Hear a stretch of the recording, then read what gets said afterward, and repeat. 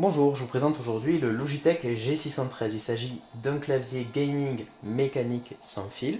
On le reçoit dans cet emballage cartonné qui mesure en longueur 59 cm, c'est une grande boîte, par 22 cm de largeur, par 3,7 cm d'épaisseur.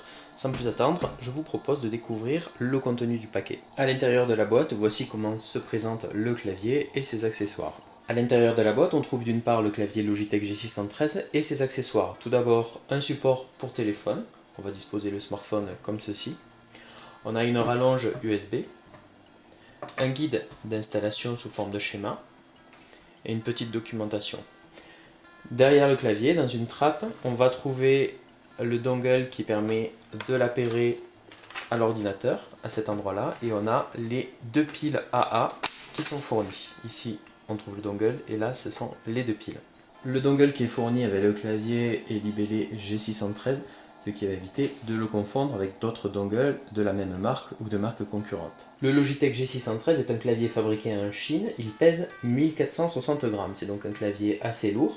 Au niveau des dimensions, il mesure en longueur 47,8 cm, en largeur 21,6 cm et en épaisseur 3,37 cm.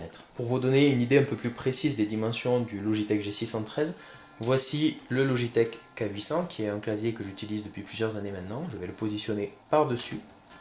Et comme vous pouvez vous en rendre compte, le G613 est à la fois plus large mais aussi plus long. Le G613 peut être utilisé selon deux positions. Là vous le voyez en version relevée, on a ici un support pour reposer les poignets, mais on va pouvoir également rabaisser les clips situés de part et d'autre pour qu'ils soient plaqués contre la table. Au niveau des caractéristiques techniques, le G613 intègre la technologie sans fil Lightspeed. C'est un clavier Bluetooth qui permet un couplage multi-utilisateur et jusqu'à 8 dispositifs. Il y a deux piles AA comme vous avez pu le voir et leur autonomie est estimée en théorie jusqu'à 18 mois. Au niveau de la durée de vie, Logitech estime que le clavier est capable d'endurer jusqu'à 70 millions de frappes. La distance d'actionnement des touches est de 1,5 mm. La force d'actionnement est de 45 grammes. C'est un clavier qui est garanti 2 ans. Rentrons un peu plus dans les détails. Donc tout d'abord, pour allumer le clavier, on a sur le côté droit un bouton marche-arrêt. Pour l'activer, pour l'éteindre. Sur la partie supérieure du clavier, côté droit, on va avoir trois boutons. Tout d'abord un commutateur de mode de jeu. Ici, c'est le bouton de connexion rapide USB sans fil. Et là, c'est le bouton Bluetooth multi-utilisateur.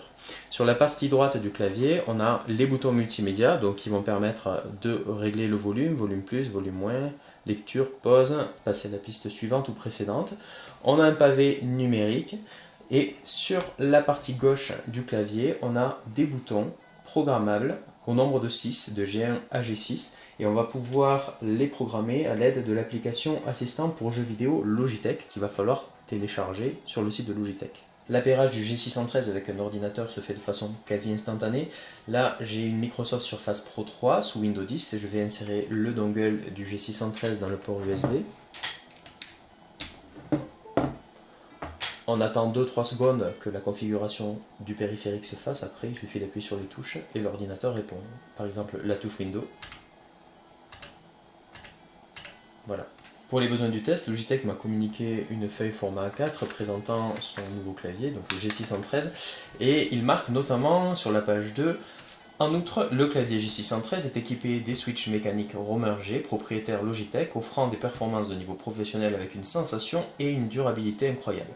Les switches Romer G réagissent à une distance de 1,5 mm, soit une différence pouvant atteindre 25% par rapport aux meilleurs claviers de la concurrence en termes de distance et de rapidité. Donc ce sont des mécaniques qui sont précises et dédié donc à une utilisation vraiment orientée gaming. Par contre, je vais vous laisser juger par vous-même le bruit émis par les touches lorsqu'on s'en sert. Je viens donc de lancer un logiciel de traitement de texte et je vous laisse écouter le bruit des touches.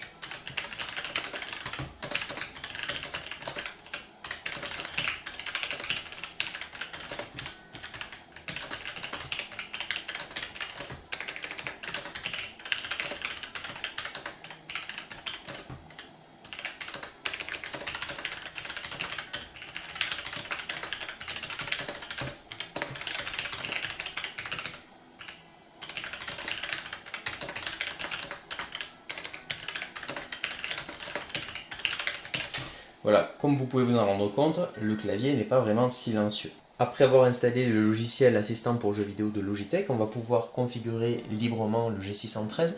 Donc ça, c'est l'interface de l'application.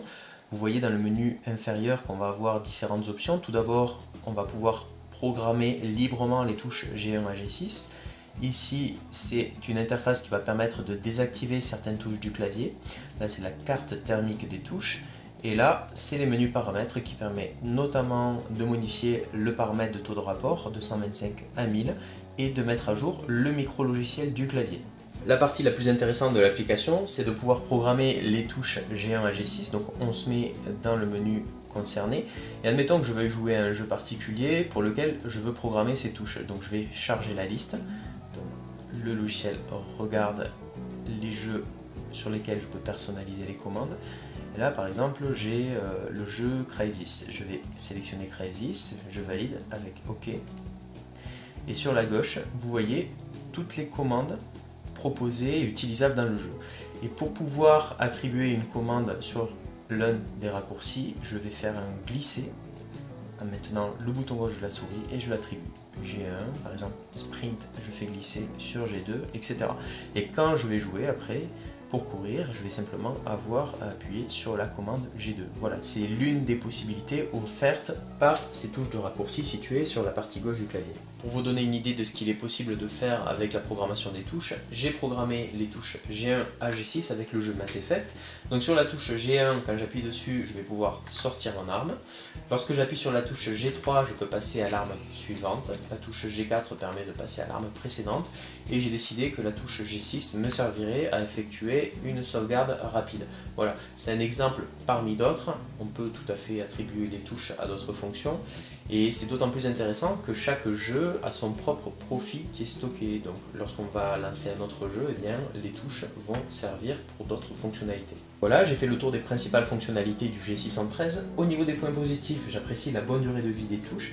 Logitech précise que le clavier peut supporter jusqu'à 70 millions de frappes. C'est un clavier pourvu d'une bonne autonomie, puisqu'avec 2 piles AA, il peut tenir jusqu'à 18 mois en théorie.